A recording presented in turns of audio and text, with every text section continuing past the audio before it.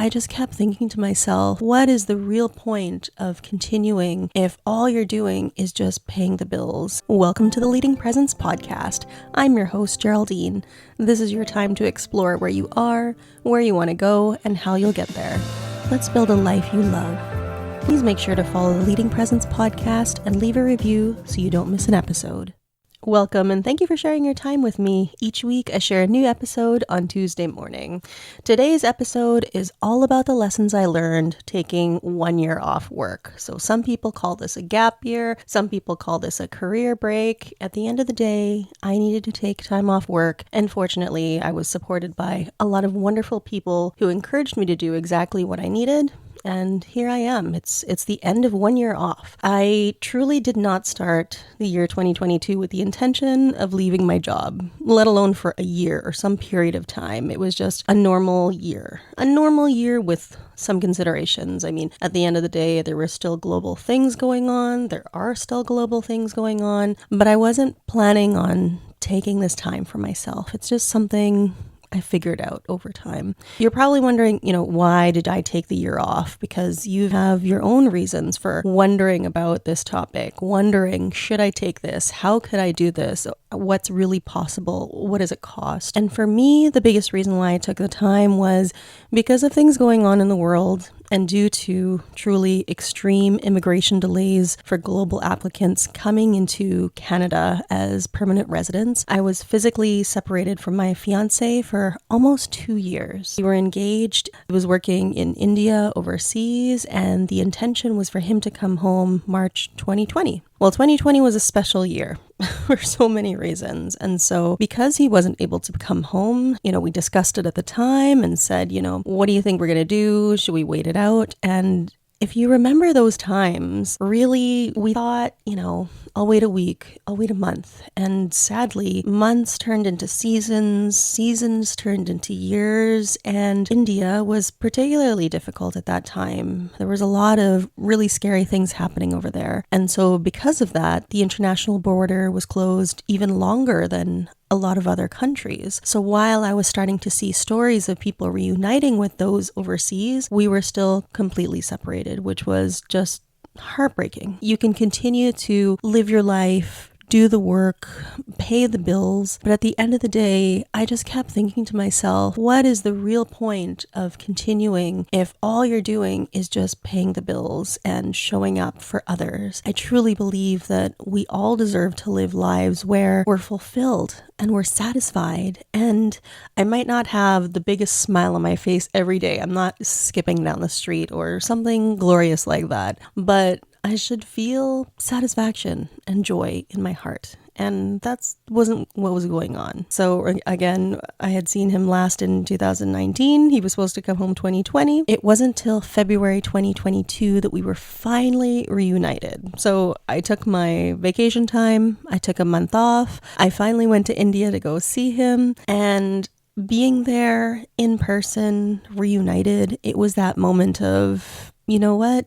Let's find a way to make this work, because if this is what my life is, if this is the greatest component of my world, then it doesn't make sense that I'm forcing career to be everything. It's important to me, but it's certainly not everything. So I came home to Canada. At that point, it was March 2022, and I had a discussion with my employer, and I will never forget saying to this person, I just want to let you know I'm going to quit in June. And this wonderful person said, do you maybe want to discuss this with me? At the time, I was in this moment of just such peace where I knew I was ready to say all the things I was holding back from saying. When you're dealing with something very difficult, whether it's somebody ill at home, you're ill yourself, sorrows for whatever reason it may be, you don't always share all the details that you want to. It might be on your mind and you might be thinking about it, but that doesn't mean it's said out loud. And it was this moment, this breath of fresh air where I thought, I feel safe. I'm going to tell you this is really what's going on. And my wonderful supervisor at the time was just shocked, and she knew some details, but not all. And so they explained, why don't we see if you can take a year off? And I really didn't have the courage to ask at the time. I can tell you genuinely, if this person didn't give the suggestion, I never would have asked. I genuinely would have just quit and figured it out. But I am endlessly grateful to this person that they asked the question. So that's the context genuinely of why I took my gap year, as some people refer to it. In that year, I went from 39 years old to 40. So I technically took a gap year at 39, 40. But at the end of the year, I'm just so grateful. And so this episode is all about the lessons that I learned. And hopefully it's something that helps you in your decision making. One of the biggest lessons that I learned is that a little bit of courage can take you a lot farther than a lot of research. And I say this because there were a lot of opportunities that I tried and a lot that I just let go of. And at the end of the day, sometimes you can build up this story in your mind, reflect, research, you go down that internet black hole to see what have other people done, how can I do this, what am I going to do? At the end of the day, when you know that it's time and you say out loud exactly what is on your mind and go, that's it. That's really what takes you forward. When I work with clients one-on-one, it's all about understanding what your story really is and how you want to express that. I hear a lot of fears about, if I take time off, what's going to happen to me? How will XYZ take place? You can research travel, write pro-con lists for taking time off, but making the decision to acknowledge and say out loud what you really want is key. And that courage to reflect upon where you are, what your story really is, what your whys and hows really are, that's really at the end of the day all you need. It's not about endlessly knowing all of the details you need to go. Know that you need to go, move on with the next step. The next lesson that I learned in this year off is that it's invaluable to say what you need and want out loud. It's one thing to have hopes and dreams and desires. Of course, we all have them. Of course, we have these thoughts of, what if this, if I could do that, then this is what would happen. But at the end of the day, what do you need? What do you want? What do you want to do? That's really what's going to change the trajectory for you. Because until you're clear with yourself and honest with yourself to know what you want, how will you ever get there? Magically, sure, something can come along to you and you realize, oh, that's a wonderful path. That's actually what I was hoping for. It happens here and there. But if you really want to take advantage of the time that you have and build a life that you love, why not say it out loud? You never know who you'll be attracting, who you'll be meeting, even just by saying out loud to yourself. You never know who'll overhear you and that would resonate with them. We just never know who we're actually standing beside, who we're sharing space with. My original plan was to take 3 or 6 months off, and it was because I was scared to ask for the year. I just wanted to reunite with my fiance so badly. I wanted to take control back of my personal time. I'd spent all this time supporting others and kind of holding it together to make sure that bills are paid and all of the things we need to do continue going on that track. But what I really wanted was just time with him. I wanted to be with my family who was overseas. And so rather than settling with just the bare minimum, just enough to, be able to deal with another season and another challenge wherever I was, I thought, you know what? No. What I want is a year. If they say to me, take 6 months, can you deal with that? I probably would have taken it. And ironically, what actually happened was I learned that if I was only going to ask for 3 or 6 months, I might have been denied because in my role, it's really hard to fill that position in such a short period of time. It's really insufficient training. But with a year, somebody actually could be fully supported and it could actually engage the team rather than causing a huge disruption. And so it was that moment as well of, and I'm not a mind reader. I can't anticipate what's best for the company or my coworkers. I can make guesses based on what I know. But at the end of the day, if you ask for what you actually want, then everyone else with their own intentions and needs, they're also going to respond and certainly tell you what they need. So you owe it to yourself to say exactly what you need and want and to say it out loud. The next lesson might surprise you, and it's the truth that if you're taking a year off, you don't need 100% of your income to survive and thrive. You truly just need to be creative. I didn't have 1 year's savings. I had a substantial amount of savings, and I can tell you it's the most amount of just cash that I've had in my savings. It's the largest amount I've ever seen there, just sitting there as cash, but it wasn't 100%. So while I was away, my priority was to maintain monthly expenses, my home, my vehicle. I also wanted to ensure that my personal investments were maintained. So here in Canada, my retirement savings plans, my RSPs, I stopped taking most of my vacations once I decided that I was going to take a year away, because in collaboration with my supervisors, I was able to save it for that time that I was leaving. I also worked a lot of overtime. And so rather than accepting that cash, it was saved in lieu of time. So that meant that even though I left Canada in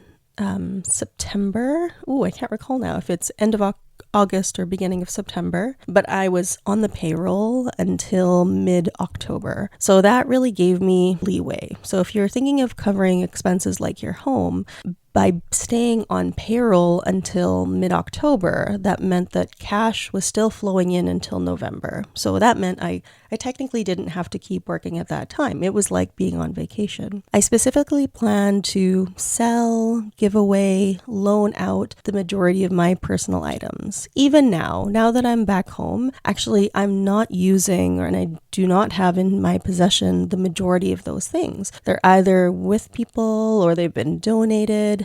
My goodness, I feel like I can do an entire episode about the things I've donated. I'm certainly not an extreme minimalist, but I do believe that just by practice, you can let go of so many things and still feel very, very comfortable. I truly did start with about 6 months cash saved for all of my expenses. So that's either cash or I knew more income was coming. And as I moved forward, I found consulting work. So I had some consulting work set up so that I would have more cash flow. So this level of creativity really did demonstrate to us that in this year, we could figure things out in ways that we didn't know before. You don't need a year's cash to be away. If you're planning on going backpacking and you're going to be in Western Europe, or perhaps a place where the local currency is much higher than the currency that you have at home, then perhaps consider a little bit more than 6 months saved. If you explore places where your currency is stronger than it is in the local currency,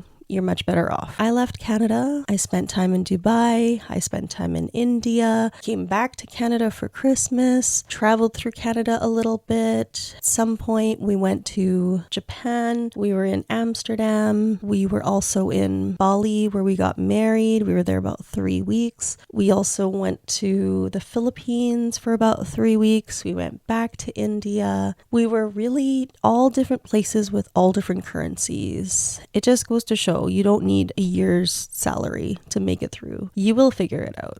The next lesson that I have to share is that truly you're more creative than you know. I'm saying this as someone who, like I said, I visited India, Dubai, Canada multiple times, Japan, Bali, the Philippines. I still look back and think, how did that really happen? It's hard to express why or how. I just know that it did. And it did without having to ask people for cash. It happened without me not being able to sleep somewhere safe and comfortable. When we needed more inflow of cash, I could see that a few months down the line that a client might not be with me, then I'd look for more clients. We were always looking for new clients.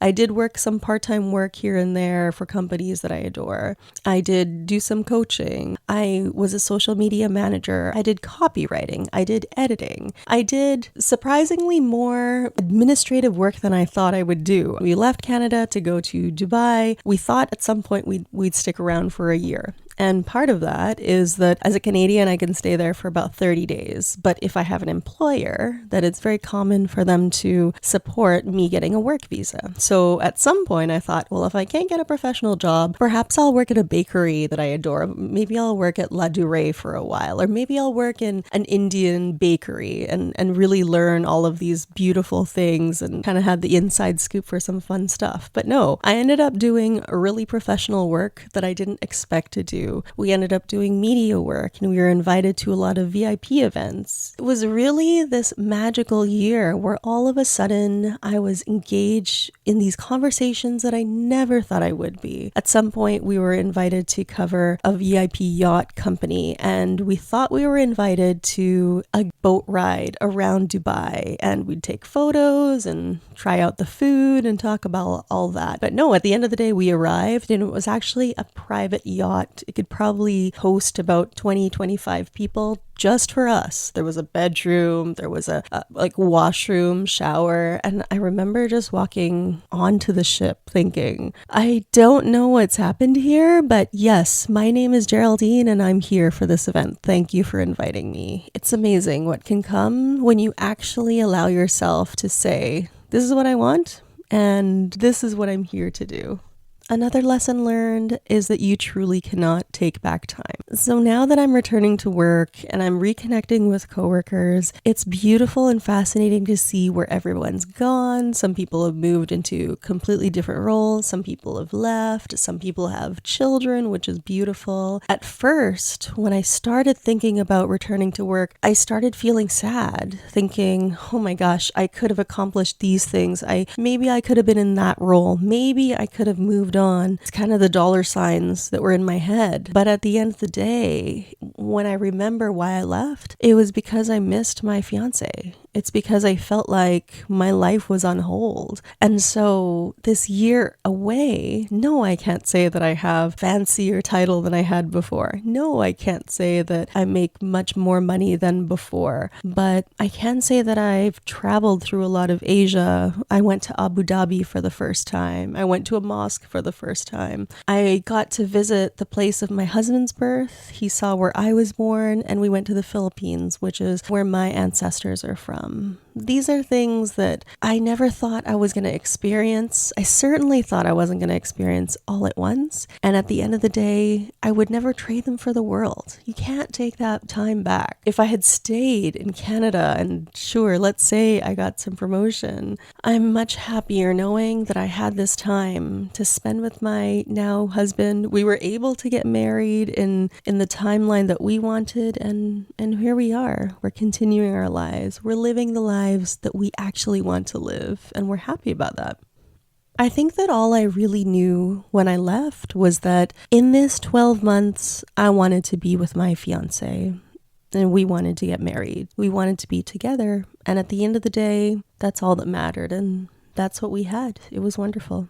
This next lesson is a hard one. It's the reality that stress, sadness, and fears are unfortunately feelings that don't disappear. A big lesson that I learned was that I'm much happier when there's some kind of timeline. It sounds romantic to say I've got a year off, we can go anywhere in the world, but I would feel a little stressed thinking, okay, but what are we going to do this week? Like, sure, I can get groceries and sure, I can make this. Sure, let's learn how to make dumplings with your mom. But in my mind, I just felt so much better when I knew, okay, today we're going to go to the market. It's this market. It's a new one. This is what we're going to explore. Anything I could hold on to that was a little bit related to that linear lifestyle that I've always known as a worker, it really made me feel more comfortable. The thing too about the sadness, the fear, even when I came back home and I know that we had accomplished so much and here we are. I even had old feelings of, oh no, I should have connected with this person. Have I disappointed that person? Is it still okay to reach out to these people? And it's such a lesson that I took this time to alleviate stress and sadness, to focus on our life and building a lifestyle that makes sense to us. But unfortunately, stress, sadness, it doesn't disappear. It shifts a little bit. And at the end of the day, day, it's that reminder that you do need time for yourself. You deserve time for yourself as an individual and a little time just to rest, just to relax. If you are considering traveling for a year, 2 years, what have you, just know it's okay when you want just some, like, quote, time to work or time to be at home. You don't need to discover something every single moment. It's perfectly acceptable. You don't need to explore something new at every moment. It's perfectly reasonable to stay at home, watch something, relate to something that you know. It can be really exhausting to lend your mind to understanding others all the time, because at some point it feels like nobody's relating to me. It's exhausting. Give yourself a break. Let yourself rest.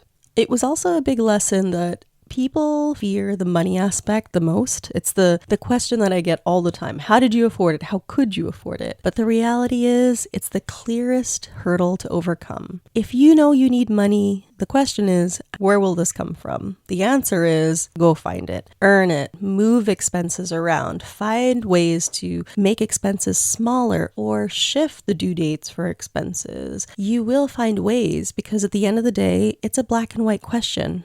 I need this money, X amount. And the solution is find this amount. You will figure it out. We fear that we will not be able to figure it out. But ironically, it's the easiest one because you already know what you need. What do I need to deal with this? Cash. How much? This much. How am I going to get it? Choose this. I referred to this a little bit before, but a big lesson for me was I feel most comfortable with a schedule. So I mentioned at some point that I was doing social media work in Dubai, and at some point it became genuinely overwhelming. I had 1, sometimes 3 appointments to cover events or to review restaurants and spaces, hotels in Dubai. And it sounds really exciting, which it is. You go and you're treated so beautifully because they want you to show the best side of their business, which is wonderful, but also you're kind of on all the time. So when you know your work schedule, let's say you're doing a 9 to 5, you show up at a time, you do some work, you can take a break, work again, have a lunch, ideally. I was not the best at taking my breaks and my lunch all the time. But the thing is, at some point, people aren't asking you questions. You're not smiling. You're not relaying what you're thinking all the time. As a social media person, I would be saying things like, it feels so wonderful here, it's very cooling, or I would talk about whatever aspects I'm experiencing with the food, with the wine. And so that high level of creativity, that having to respond all the time, it's exhausting. So it helped to know that I had a schedule, but also to know when I had times to take a break, because otherwise I almost felt like I was working more than when I was actually working at home. And I know that sounds ridiculous, but it's just true. It's because all of a sudden I didn't have a regimented schedule or something that I could even relate to. It was also completely new to me. So it was a big lesson to know that I feel most comfortable with a schedule, even if that just means I'm going to be working 10 hours for the next 3 days, and then I'm going to be working about 7 hours for the next 2 days. Much more comfortable than just the blanket going to location 1 tomorrow, location 2 tomorrow. It's just the way that I function. On the other hand, a big lesson is that it's okay to be completely cut off from work. And I say this as someone who really had the intention to stay connected. I meant to follow up with folks even seasonally. I meant to send out seasonal cards to thank them for their patience and to catch people up on where I was. But in reality, I just didn't do that. I had the intention to, and I just didn't. And now that I'm back and chatting with colleagues of mine, friends of mine, they were fine. Of course, they were wondering where I was, but they had their own lives to lead. Some were moving into new roles, some were shifting companies completely. At the end of the day, it's okay. And when you come back, yes, my team has changed. Yes, my location has changed. But at the end of the day, you can deal with that when you're back. There's really nothing that I would have been doing to support where I am today 6 months ago when I was in the Philippines. It would not have mattered at all.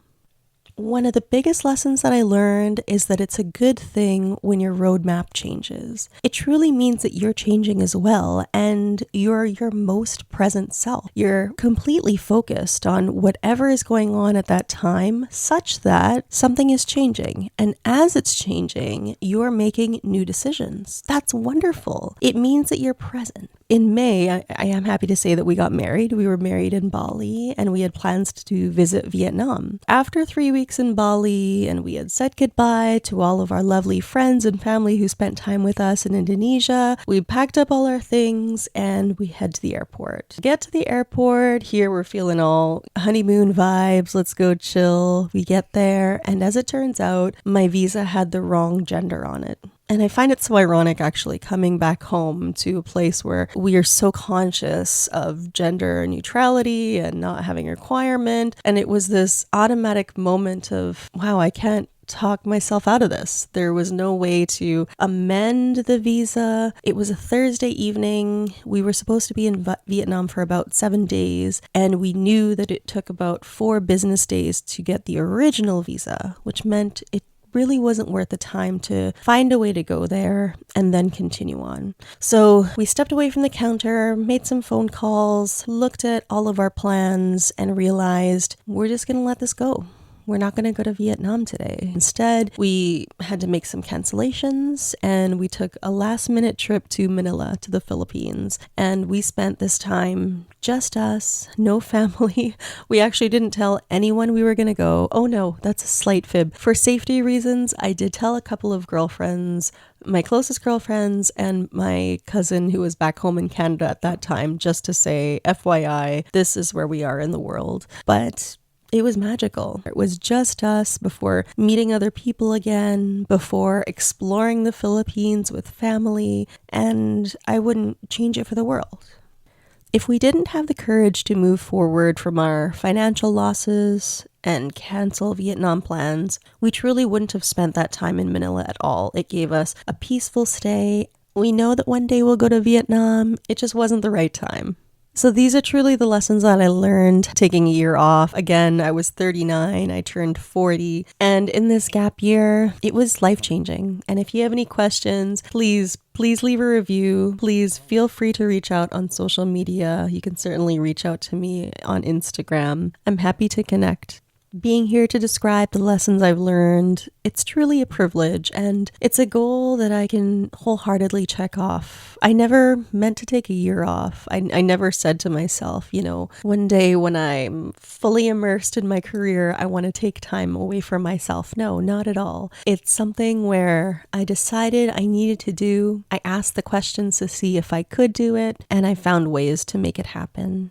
I took 1 year off. I let go of a full-time permanent role and a part-time job on the side. I put on pause all of my business ventures to try out completely new ones that supported being out of country in exchange for following my truest intentions, and that was being with my fiance. Thank you so much for your time. I hope you enjoyed this episode, and I can't wait to share the next one with you. Take good care.